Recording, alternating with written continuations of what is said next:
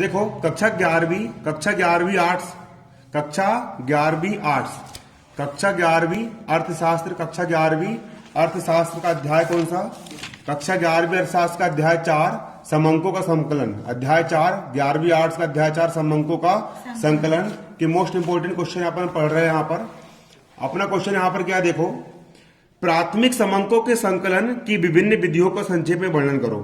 प्राथमिक समंकों के संकलन की विभिन्न विधियों का, जो प्राथमिक समंक होते हैं, प्राथमिक समंक के बारे में क्या क्या बोलेंगे? प्राथमिक समंक किसको बोलेंगे? अगर कोई व्यक्ति घर घर जा रहा है और घर घर जाकर के समंक मतलब आंकड़े मतलब डाटा इकट्ठा कर रहा है कि तुम्हारी इनकम कितनी है, तुम अमीर हो, तुम गरीब हो, है ना, तुम क्या करते हो, तुम्हारा व्यवसाय क्या, जो डाटा जनगणना करते हैं, जनगणना के समय जो समंक इकट्ठे किए जाते हैं, जो डाटा इकट्ठे किए जाते हैं किसके समय? जनगणना के समय, उन समंकों का क्या उपयोग होता है ना, प्राथमिक समंक के संकलन का मतलब होता है इकट्ठा करना कि विभिन्न विधियां मतलब बहुत सारी जितनी भी विधियां होती है वो सब विधियां कौन कौन सी है, उन सारी विधियों का संक्षेप में वर्णन कीजिए। किसके? प्राथमिक समंकों के संकलन की विभिन्न विधियों का संक्षेप में वर्णन कीजिए। अथवा प्राथमिक समंक एकत्र करने की विभिन्न विधियां क्या है? जो प्राथमिक समंक होते हैं, जो प्राइमरी डाटा होता है, उसको अपन इकट्ठा करने की कौन कौन सी विधि होती है? किस प्रकार से अपन प्राथमिक समंक का डाटा इकट्ठा करेंगे? उत्तर, प्राथमिक समंकों के संकलन की विधियां अथवा प्राथमिक आंकड़े एकत्र करने की विधियां निम्न है। देखो, प्राथमिक समंक एकत्रित करने की प्रमुख विधियां निम्न है। पहली विधि क्या है यहां पर तुम्हारी? प्रत्यक्ष व्यक्तिगत अनुसंधान विधि। प्रत्यक्ष मतलब डायरेक्ट, व्यक्तिगत मतलब पर्सनल, और अनुसंधान का मतलब क्या होता है? इन्वेस्टिगेशन। डायरेक्ट तुम जाकर के इन्वेस्टिगेशन कर रहे हो, है ना। तो इस पद्धति के अंतर्गत प्रत्यक्ष, इस पद्धति मतलब प्रत्यक्ष व्यक्ति अनुसंधान वाली विधि के अंतर्गत दिख रहा है तुमको, है ना। इस पद्धति के अंतर्गत अनुसंधानकर्ता स्वयं अनुसंधान क्षेत्र में जाकर उन व्यक्तियों के संपर्क स्थापित करता है। इसमें जो व्यक्ति अनुसंधान कर रहा है, जैसे तुम अनुसंधान कर रहे हो कोई भी डाटा का, है ना, कि यहाँ पर कितनी पब्लिक रहती है, कौन क्या करता है, कौन क्या नहीं करता है, तो तुम डायरेक्ट उतर रहे हो मैदान पे और तुम घर घर जाकर के उनसे संपर्क स्थापित कर रहे हो, है ना। तो मेरे को उम्रेट का डाटा इकट्ठा करना है, कौन कौन से बच्चे 9वीं क्लास में पढ़ते हैं, मैं घर घर जा रहा हूँ, घर घर जाकर क्या कर रहा हूँ, ये पता लगा रहा हूँ कि कौन कौन से 9वीं क्लास में, कौन कौन से 10वीं क्लास में। तो प्रत्यक्ष जाकर के संपर्क स्थापित करना, क्लियर, जिनसे सूचना प्राप्त करनी होती है, जिससे सूचना प्राप्त करना है। इस रीति द्वारा एकत्रीकरण किए गए आंकड़े सत्य एवं विश्वसनीय होते हैं। तुम डायरेक्ट जा रहे हो घर पे और खुद पूछ करके ला रहे हो, तुम गलत तो पूछोगे नहीं, है ना। तो इससे क्या होंगे, जो आंकड़े इकट्ठे होंगे सत्य मतलब सही होंगे, और विश्वसनीय मतलब ऐसे आंकड़े होंगे जिस पर विश्वास कर सकते हैं, विश्वसनीय आंकड़े होंगे।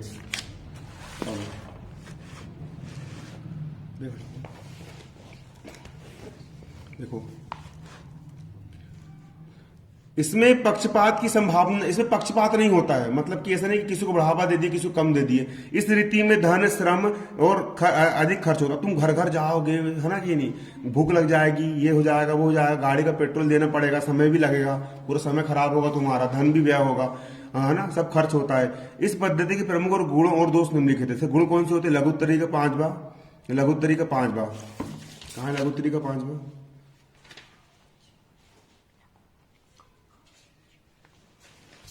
अभी आगे आएगा इसका 5 बार, हाँ वो देख लेना, है ना। इसके अपन ने गुण पढ़ चुके वैसे, है ना। कौन कौन से गुण होते हैं दिखाओ। मात्रा पाई जाती है। जी हाँ।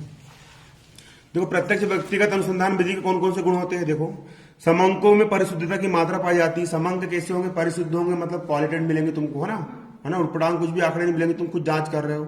समंकों में मौलिकता का गुण पाया जाता है। समंक कैसे होंगे तुम्हारे? मौलिक होंगे। समंक का संकलन एक ही व्यक्ति के द्वारा किए जाने के कारण उनमें सजातीयता होगी एवं एक रूपता का गुण पाया जाएगा, एक रूपता भी होगी, है ना। तुलनात्मक अध्ययन संभव हो जाता है, मतलब तुलनात्मक अध्ययन अपन कर सकते हैं। ये विधि लोचदार है क्योंकि अनुसंधान करता उद्देश्य की पूर्ति के लिए आवश्यकता अनुसार परिपक्व कर सकता है। ये विधि कम खर्चीली है, कम खर्चीली बोल रहे हैं ना, अन्य सूचनाएं प्राप्त हो जाती है। अब इसके देखो दोष कौन कौन से होते हैं। दोष मतलब कौन कौन सी इसमें कमियां हैं, है ना। देखो, दोष, इस पद्धति के प्रमुख दोष निम्न है। पहला, बड़े अनुसंधान के लिए अनुपयोगी। अब तुम कोई बहुत बड़ा देश के स्तर का अनुसंधान कर रहे हो, पूरे नेशनल लेवल का अनुसंधान कर रहे हो, तो तुम पूरे भारत देश के एक एक आदमी घर नहीं जा सकते। 135 करोड़ जनसंख्या है, तो मुश्किल से एक आध लाख व्यक्ति के पास जाके आंकड़े इकट्ठा करोगे, उतने में तुम 100 साल के जाओगे, है ना, और मर भी जाओगे। 100 साल लग जाएंगे एक इंसान इकट्ठा करेगा तो, है ना। तो बहुत बड़े स्तर पे इसको नहीं कर सकते, उसके लिए टीम बनानी पड़ती है और लोगों से काम करवाना पड़ता है और उनसे डाटे इकट्ठे करवाने पड़ते हैं। क्लियर। ये पद्धति केवल छोटे स्तर के अनुसंधानकर्ता के लिए उपयोगी है। अनुसंधान का क्षेत्र बड़ा होने पर यह पद्धति क्या हो जाती है, अनुपयुक्त हो जाती है, मतलब कोई काम की नहीं रह जाती है। पक्षपात, इस पद्धति में अनुसंधान द्वारा पक्षपात करने की संभावना बनी रहती है, अतः किए जाने वाले निष्कर्ष अशुद्ध होने का भय बना रहता है। अब तुमने सरकार ने अब तुमको बोल दी कि तुम्हारे गांव में उन लोग का डाटा इकट्ठे करके आओ जो गरीब है, ताकि उन लोग को अपन के बारे पैसा बांट दे। अब कोई तुम्हारा दुश्मन है, तुमने उसको क्या बोलती, गरीब की जगह तुमने उसको अमीर दर्शा दिए ताकि उसको सरकार पैसा ना दे पाए। तो पक्षपात हुआ कि नहीं यहाँ पर, है ना। अमितव्ययी, ये पद्धति मितव्ययी नहीं है, क्योंकि उसमें धन एवं श्रम अधिक खर्च करना पड़ता है और समय की भी क्या होती है, बर्बादी होती है, इसलिए विधि उतनी अच्छी नहीं है, है ना। घर घर जाना, ये करना वो करना। भ्रामक निष्कर्ष, क्या होता है अगला, भ्रामक निष्कर्ष। इस पद्धति में क्षेत्र सीमित होने के कारण संभावना है कि एकत्रित किए गए समंक का पूर्ण प्रतिनिधित्व कर सके, अतः भ्रामक होने का भय रहता है, ऐसा होता है। ठीक। अब दूसरा क्या है तुम्हारा यहाँ पर, अगली विधि क्या है तुम्हारी, अप्रत्यक्ष मौखिक अनुसंधान। प्राथमिक समंक इकट्ठे कर रहे हैं अपन, प्राथमिक समंक को इकट्ठा करने की, प्राइमरी डाटा को इकट्ठा करने की दूसरी विधि क्या होती है। पहली क्या होगी तुम्हारी, डायरेक्ट जाओ और डायरेक्ट जाकर के एक एक से बात करो और समंक इकट्ठे कर लो। और दूसरी क्या होती है, अप्रत्यक्ष मौखिक अनुसंधान। देखो, जब अनुसंधान का क्षेत्र विस्तृत होता है, अब अनुसंधान का क्षेत्र बहुत बड़ा हो गया है, इतना बड़ा हो गया कि तुम अकेले घर घर नहीं जा सकते, तो प्रत्यक्ष मौखिक अनुसंधान करना संभव नहीं होता, तो तुम डायरेक्ट हर व्यक्ति घर तुम नहीं जा सकते। आ रहा है समझ में। ऐसी दशा में अप्रत्यक्ष मौखिक अनुसंधान द्वारा संबंध एकत्रित करते हैं। इस कंडीशन पे करते हैं अपन अप्रत्यक्ष मौखिक अनुसंधान द्वारा। अप्रत्यक्ष मतलब तुम डायरेक्ट उनसे नहीं मिल रहा है, फिर भी तुम मौखिक बात कर रहे हो, है ना, और अनुसंधान करके तुम डाटा इकट्ठे कर रहे हो। इस पद्धति में अनुसंधान करता किसी ऐसे व्यक्ति से जिसे अन्य व्यक्ति के बारे में पूर्ण जानकारी सूचना एकत्रित करता है। जिन व्यक्तियों से सूचनाएं प्राप्त की जाती है वे साक्षी कहलाते हैं। इस पद्धति में उन व्यक्तियों से कोई संबंध स्थापित नहीं किया जाता जिनके बारे में जानकारी एकत्रित करनी होती है। मान के चलो कि मुझे कि मान के चलो कि बाजू में एक गांव है और उस गांव के मुझे पूरे साहूल लोग की जानकारी इकट्ठी करवाना, कितने साहूल रहते, कितने साहूल रहते हैं, हाँ। तो मैंने वहां के एक ऐसे इंसान को पकड़ा जो सबके बारे में जानता है और उससे एक शपथ पत्र भरवा लिया कि भाई तू सबके बारे में जानता, तू सही जानकारी देगा, और उसने मुझे एक एक घर के बारे में जानकारी दे दिया। मैं डायरेक्ट उनके पास गया क्या, नहीं गया, बल्कि वहां के व्यक्ति को मैंने पकड़ के लेके आया। पुलिस वाले कैसे करते, पुलिस वाले क्या करते कि गांव के किसी इंसान को पकड़े, उसको थोड़ा बहुत पैसा दिए, 200 रुपए, और उससे पूरी चोर की जानकारी निकला लिए, है ना। तो अप्रत्यक्ष, डायरेक्ट चोर से बात नहीं कर रहा है वो, लेकिन अप्रत्यक्ष रूप से क्या कर रहे हैं, डाटा को निकला लेते हैं, ये बात होती है ना। ठीक। अब अगली विधि कौन सी तुम्हारी, बहुत ठंडा है ना, तो अगली विधि क्या है तुम्हारी, देखो अगली क्या है, देखो इस पद्धति के गुण कौन कौन से होते हैं। पहला मितव्ययी मतलब यह पद्धति मौखिक अनुसंधान की अपेक्षा अधिक मितव्ययी है। इसमें धन कम व्यय होता है और परिश्रम। मितव्ययी मतलब कि अच्छी विधि है। क्यों अच्छी विधि, क्योंकि कम धन खर्चा हो रहा है। अब तुम हर एक के घर जाओगे तो तुमको ज्यादा धन लगेगा ना। अब तुमको डायरेक्ट पूरा डाटा एक ऑटोमेटिक मिल गया, बना बनाया, समझ रहे हो ना, कैसा मिल गया डायरेक्ट तुमको, बिल्कुल बना बनाया मिल गया बना बनाया, तो पैसा कम खर्च होगा और कम मेहनत करना पड़ेगा। आ रहा है समझ में, ऐसा होता है। दूसरा, समय की बचत। इस पद्धति में अनुसंधानकर्ता की समस्त सूचना साक्षी से प्राप्त होती है। साक्षी का मतलब क्या होता है, जो व्यक्ति से अपन जानकारी ले रहे हैं उससे प्राप्त होती है। तो ये विधि कैसी होती है, इसमें समय की बचत हो जाती है। अगली होती है निष्पक्षता। निष्पक्षता मतलब कि इसमें कोई किसी का पक्ष नहीं लेता है, ठीक जानकारी दी जाती है। क्लियर। अगला, विशेषज्ञों से सलाह, है ना। इसके लिए अपन कोई आंडू पांडू को नहीं पकड़ते, बल्कि जो इंसान वहां का विशेषज्ञ है उसको पकड़ के लाते हैं और उससे जानकारी इकट्ठी करवाते हैं। क्लियर।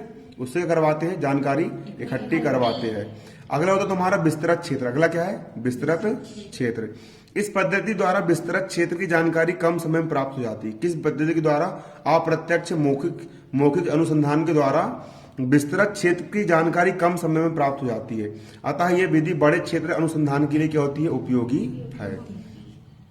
गोपनीय सूचना, इस विधि में ऐसी सूचना प्राप्त की जाती है जिन्हें सूचना देने वाला व्यक्ति स्वयं के बारे में गुप्त रखना चाहता है। तुम अगर डायरेक्ट पूछोगे ना किसी इंसान से, वो अपने बारे में कमियां नहीं बताएगा, अपने बारे में अच्छा ही बताएगा। लेकिन तुम कोई तीसरे थर्ड पार्टी से पूछोगे उसके बारे में, तो उसको पूरे अच्छे बुरे पूरे सब खोल के रख देगा उसके लिए, है ना कि नहीं। जितने भी उसने क्या क्या करा है जीवन में कांड सब खोल के रख देगा, है ना कि नहीं, ऐसा होता है। ठीक। अब दोष, इस विधि में देखो कौन कौन सी दोष होती है ना, कौन कौन सी कमियां होती है। पहला, पूर्ण शुद्धता का प्राप्त नहीं होना। तुम जिस व्यक्ति से पूछ रहे हो सकता है कि उसने गलत सूचना तुमको दे दिया, तो तुम इसको पूर्ण सही नहीं बोल सकते, 100% तुम इसको सही नहीं कह सकते हो। क्लियर है ना, 100% सही नहीं कह सकते हो। क्लियर। अगला पक्षपात। अगला क्या होता है, पक्षपात। पक्षपात मतलब कि जो उसका दोस्त होगा उसके बारे में अच्छी अच्छी बात बताएगा, और जो दुश्मन होगा उसके बारे में गलत गलत बात बताएगा। तुम जिससे पूछ रहे हो, ये भी हो सकता है ना, है ना कि नहीं। तो पक्षपात पूर्ण कर सकते हो तो सही डाटे इकट्ठे नहीं होंगे। अगला क्या होता है, साक्षियों द्वारा लापरवाही। साक्षी को अनुसंधान में रुचि न होने का, अगर उसकी रुचि नहीं है भैया अनुसंधान कार्य में, तुम पूछे जा रहे हो, तुमने उसको पैसे पकड़ा दिए, वो उठपटांग कुछ भी बता रहा तुमको लापरवाही करते हुए, है ना। फलस्वरूप परिणाम क्या हो जाते हैं, अशुद्ध हो जाते हैं। अगला समानता ना होना। इसमें समानता नहीं होती। इस विधि में अलग अलग व्यक्ति सूचना एकत्रित की जाती है जिससे उनमें एक रूपता नहीं होती। इस कारण क्या होती है, तुलना करने में क्या आती है, कठिनाई आती है। ठीक, ऐसा होता है। उपयुक्तता, ये विधि उसी समय उपयुक्त होती है जब अनुसंधान क्षेत्र अधिक व्यापक, जब बहुत बड़ा क्षेत्र है उस समय आप इकट्ठा कर सकते हो, है ना।